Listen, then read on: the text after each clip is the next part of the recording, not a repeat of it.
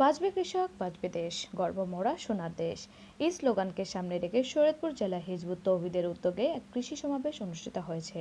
শুক্রবার 10 অক্টোবর বিকাল 3টায় সদর উপজেলার রুদ্রকর ইউনিয়নের মধ্যে চর রুশন্দি এলাকায় এই সমাবেশের আয়োজন করা হয়। মিজানুর রহমান তালুকদারের সঞ্চালনায় অনুষ্ঠানের প্রধান অতিথি হিসেবে উপস্থিত ছিলেন সংগঠনটির কেন্দ্রীয় কমিটির যুগ্ম সাধারণ সম্পাদক মোহাম্মদ শফিকুল আলম উকবা। সম্মেলনের মুখ্য আলোচক হিসেবে উপস্থিত ছিলেন শরীয়তপুর জেলা হিজবুত তৌহিদের সভাপতি মোহাম্মদ বায়েজিদ মালত।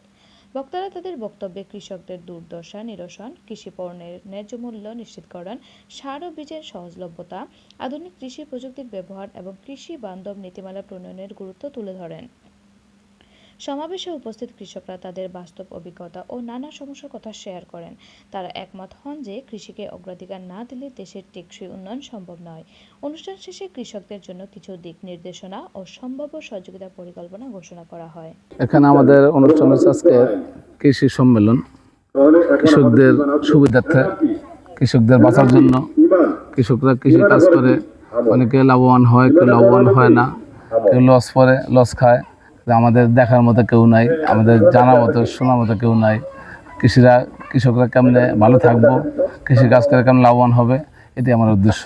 একটা যেই আইন, এই আইনটা যদি বাদ দিয়া আল্লাহর দেওয়া জীবন ব্যবস্থা জমিনে প্রতিষ্ঠা হয়, তো আমরা যে কৃষক আছি, যেই পরিশ্রম করি, এই ন্যায্য মূল্যটা আমরা পাবো। যখন যে আইনটা, এই আইনটা তো আসলে আল্লাহ রাসূলের বা আল্লাহর দেওয়া আইন না, এই আইনটা হলো মানুষের তৈরি আইন।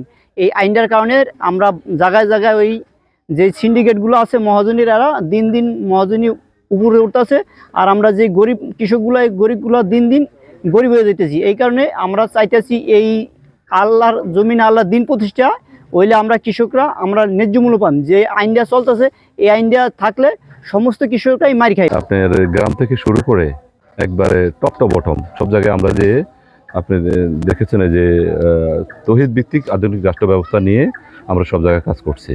তো আজকে আমাদের এখানে প্রোগ্রামটা হচ্ছে কৃষকদেরকে নিয়ে, কৃষক সম্মেলন আর কি।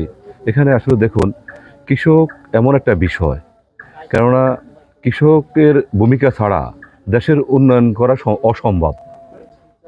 তো অতএব কৃষকের এত বড় ভূমিকা আমি মনে করি মানব জাতির জন্য, মানুষের জন্য, দেশের জন্য। তো অতএব এখন আমাদের যেহেতু ওনাদের এত বড় ভূমিকা, যেহেতু ওনাদের ছাড়া আমাদের দেশ উন্নয়ন হবে না এবং আমরা নিজেরাও উন্নতি হইতে পারবো না কৃষকদের। তা এই কারণে আমাদের একবারে আমি বলবো টপ টু বটম সবাই ওনাদের পাশে থাকা উচিত।